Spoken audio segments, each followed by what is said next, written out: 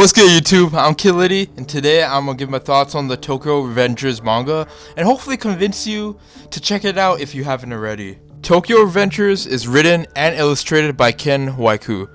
It first started getting published in the weekly Shōnen magazine in March 2017, and it's still ongoing, but it's on its final arc currently, so it's gonna end soon. Before we get into the video, I just gotta warn you, there are some spoilers ahead.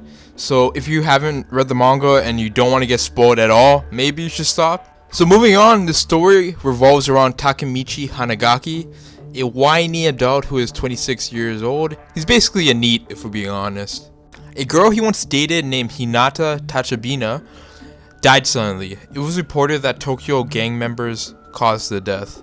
In one of the early manga panels, we see him waiting on a train track when he is suddenly pushed. You may think that he dies here, but nope. Somehow, in typical anime logic, he ends up time traveling 12 years back into the year 2005.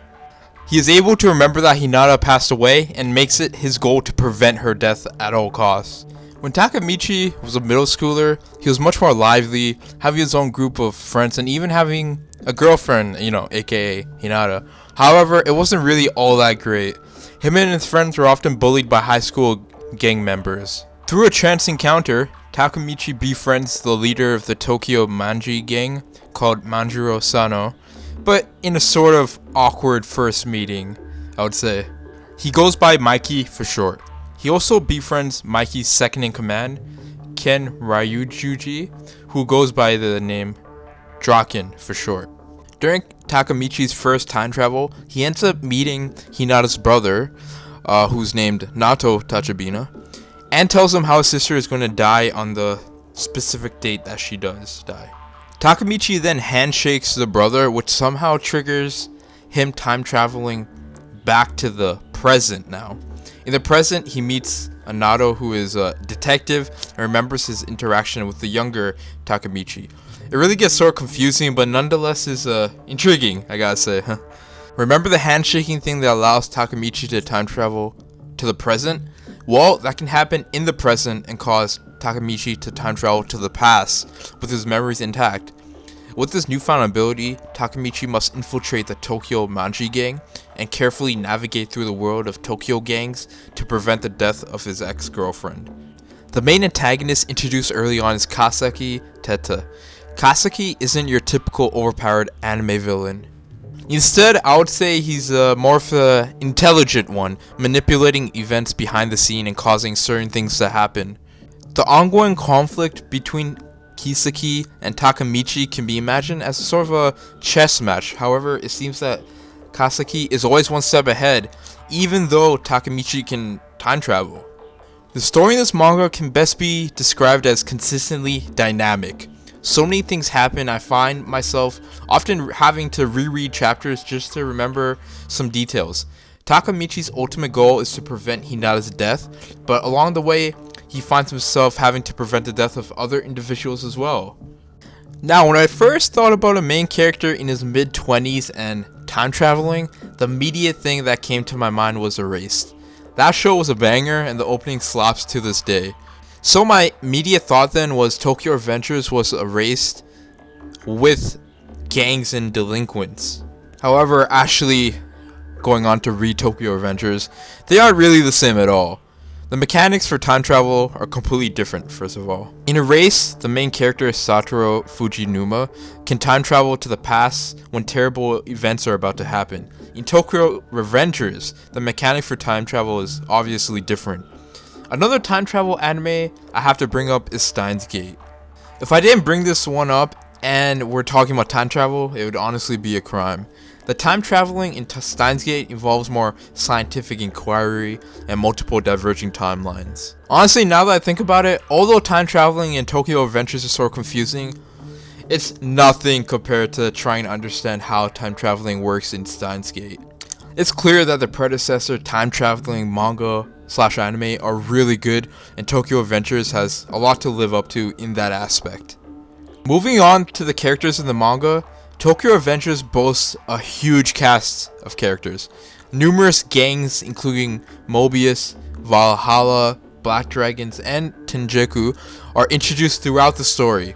Each gang has their own leader and even subdivisions. There are so many well-written characters that this video could go on forever, so I'll just discuss 3 of my favorite. My favorite character has to be Mikey. He definitely has the deepest and most emotional backstory.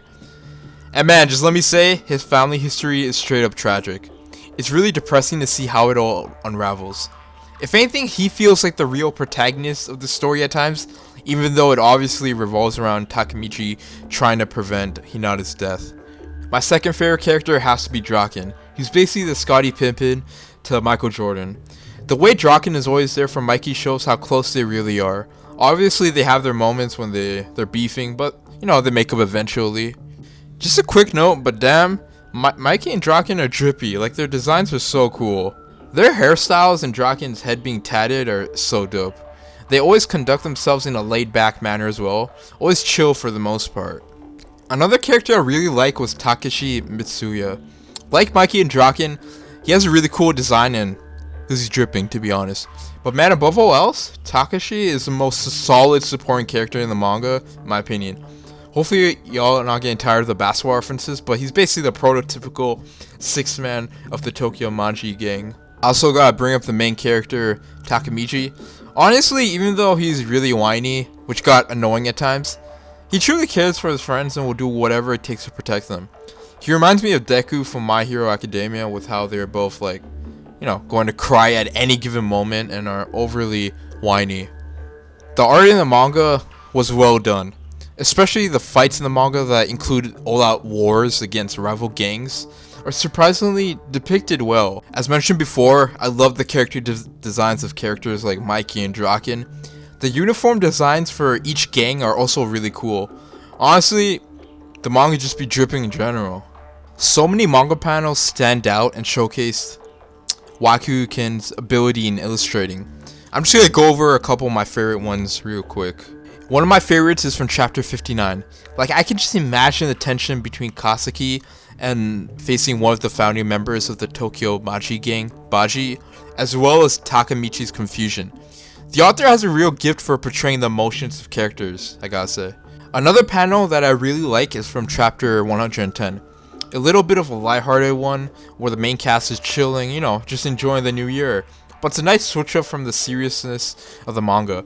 It's just nice to see everyone present and, you know, happy for once. A panel that I found really intense and bone-chilling was from chapter 166. In this panel, we see Takemichi not as a NEET who is scared and unassertive, but as a young man ready to face the situation head-on. One final panel I want to go over quickly is from chapter 171. We see Mikey and Izuna of the rival Tomen and Tenjeku gangs facing off. I don't know why, but this scene just screams that shit is going to get serious. Given these two's histories, it makes things even more interesting. Honestly, I think the pacing is perfect for this manga. I never felt the story was dragging or rushing while reading it. Each chapter was around 40 to 50 pages, which allows for detailed storytelling and greater world building. What can I say? Once I picked up this manga, I was hooked. There's only one thing that kind of bothered me while reading. What happens to the Takemichi in the past when the Takemichi from the future, who has time traveled, returns to the future? Oh, that was a mouthful. But yeah, I don't know why, but it just kind of was hard to get my head around that. It's kind of weird to think that he just returns to his old self, and everything goes back to normal, until future Takemichi goes back to the past.